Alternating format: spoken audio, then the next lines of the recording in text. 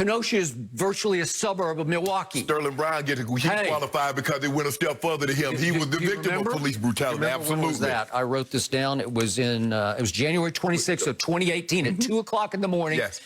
It was the south side of Milwaukee. Right. He pulls up in a Walgreens parking lot and parked across the handicap spaces because obviously there weren't many cars, and he wanted to run in and run out. Correct. And a police car happened to be sort of driving by and came over and confronted him. You're parked in the handicap. And then all of a sudden backup is called, and before you know it, he has been tackled and he has been tased. Right. And several of the officers were somehow punished. I don't know what their punishment was, but they were reprimanded publicly for inappropriate action. Right. Okay. So he had firsthand experience in the city of Milwaukee. Correct. That was obviously almost like a precursor to what happened in Kenosha.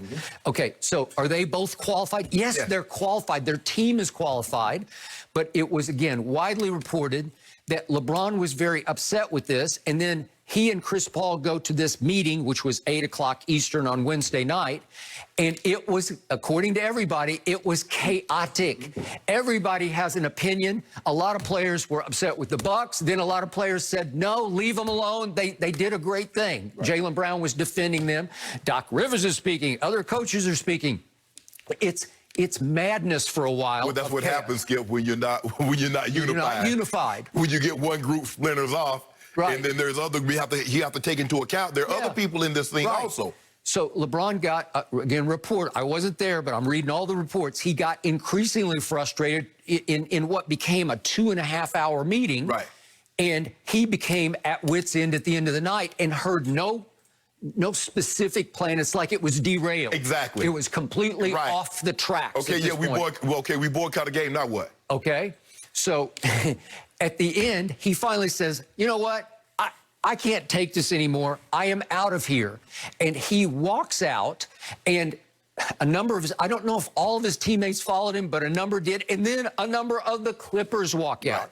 And then I believe someone from LeBron's camp told someone in the media that, hey, the Lakers and Clippers are prepared not to play. They're ready not to play in the playoffs.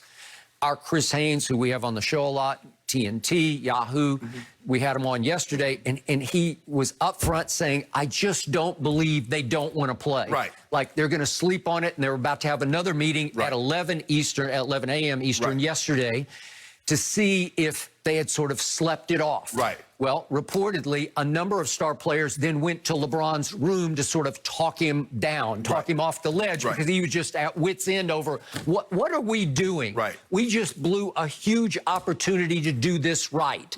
And it worked out right for the Bucks. The Bucks are the stars of the night, and they should be. I'm still applauding what they did. It was great. But it preempted everything that was already in motion, and it took all night to get LeBron kind of, okay, because, look, I'm with you. He wanted to play.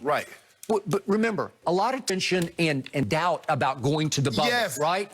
And he was out front from the beginning. In fact, ironically, he was kind of quiet about, I'm not going to say he was radio silent, but in the interim from the George Floyd murder in Minneapolis to the start of the bubble, he was fairly quiet because he was all in for basketball. I got no problem with that because, to your point, he's at the end of year 17. He has a good team.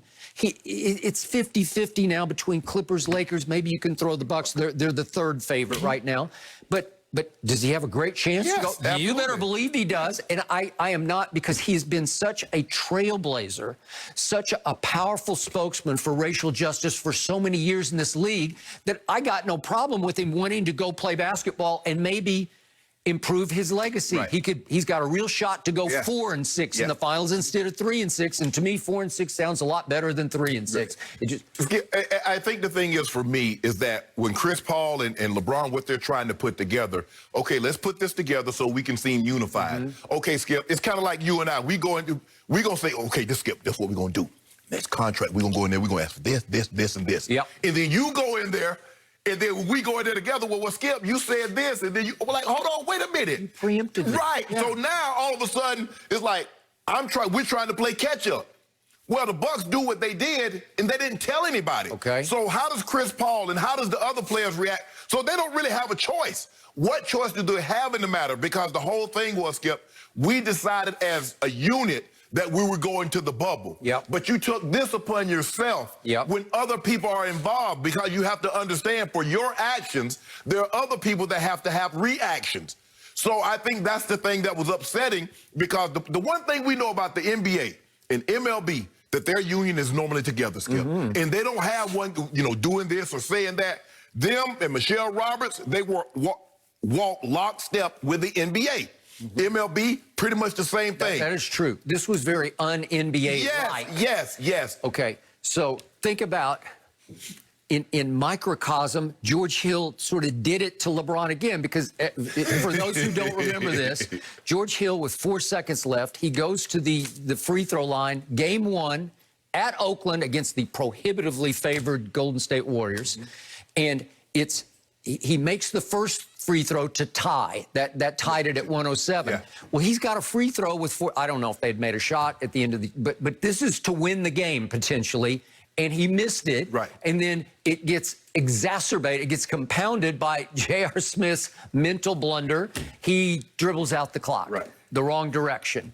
And LeBron is again at wit's end, because George Hill has missed the free throw on a feed from LeBron. And then JR has blown it all up. And so LeBron, and I didn't love this, but he went and sat a little apart from his team, and I thought he pouted, and they lost overtime 17-7, and he didn't shoot for the first 2.5 minutes of overtime. Whatever. The point is, George Hill, of all players, who, as a Spurs fan, I'll forever remember that R.C. Buford traded George Hill for Kawhi Leonard. He did, straight up. And he also got Davis Bertans, who's a really good player, now obviously in Washington. But he got both the Kawhi pick and Davis Bertans back for George Hill.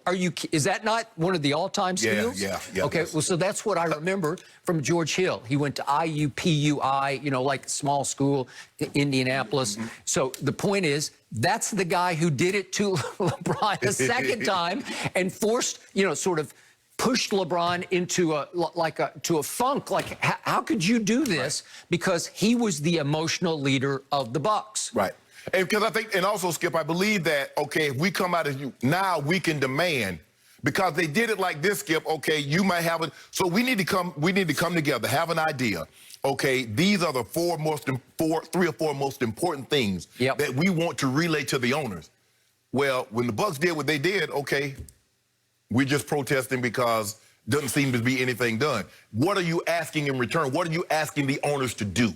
And Chris and LeBron are probably sitting there because, like you said, Skip, you need to strategize. You need to plot. You need to plan. As Killer Mike says, plot, plan, strategize, mobilize.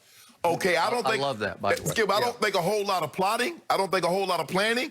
I don't think a whole, strategizing went into what they did. It seemed really to the Bucks. Well, they didn't know that they were fighting in the locker room, not fighting, but debating in the locker room. Should we? Shouldn't we? Till 5 seconds left, and all of a sudden they just plunge and say, "We're out. We don't play." What? Well, see that. But a lot of times, what happened? My grandfather told a story that he was working on the farm, and he said they had agreed. Well, he was working, and they had agreed to tell the man that they wanted to raise. They were going to get more money, so they pushed my grandfather up to go ask. Well, my grandfather asked.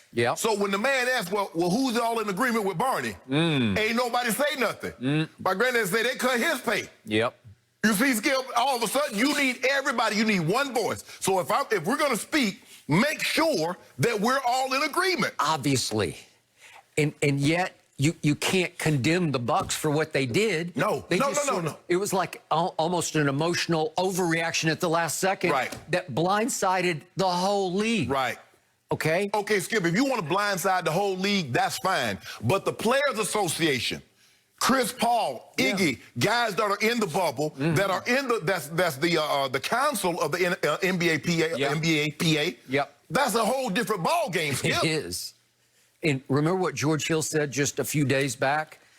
We shouldn't have came to this damn place to start with, honestly. Okay, so he was out already, sort of, his heart was out of it. And yet, there were a number of, according to Chris Haynes, the majority, maybe the vast majority of players who attended the 8 o'clock meeting, they still wanted to play. Right. And Michelle Roberts, bless her heart, she had made it very clear to them, if you guys stop now, they are severe and long lasting, because you're going to lose a huge chunk of your salary. I think it was like 25 to 30% of your salary you're going to lose next year. Right. If you stop now, and you're going to open the door for them to blow up your collective bargaining agreement and lock you out, right, and start this whole thing over. Correct. You are risking disaster, right, financial disaster right, here if you do this. Right. Well, who knows this better than LeBron James? Right. Who gets it better than right, LeBron when it comes to that kind of financial power? He's not going to not play. Right. It's Skip. And plus, also, if you remember what he says, when I read up on things, I educate myself, I'll speak on it. Yeah. Trayvon Martin. That's so true. he's very meticulous on what he's willing to speak out on. Yeah. That's why everybody, when the thing happened in China, well, LeBron, like, man, I wasn't even thinking about no China. I was just over here to play a basketball game. Is true. And you want me to respond to something Daryl Morey tweeted in the middle of the night. No, he was reticent because he said, I just don't know. Yeah. So when he feels that when he's educated himself on a topic, he will speak on that topic. And right now, and you see the way his approach is that you get out the vote, and, you know, he teamed up with the Dodgers about the polling station. He did. So I think that's the biggest thing, Skip. He just wanted, look, George, if you want to, you know, have a speaking part in this, I got no problem with that. But let us all strategize. Let's all mobilize, come up with a plan of how we're going to move forward and what we're going to be asking these 30 owners to give us in return. And we're not talking about donating money to the community. We need their contacts. We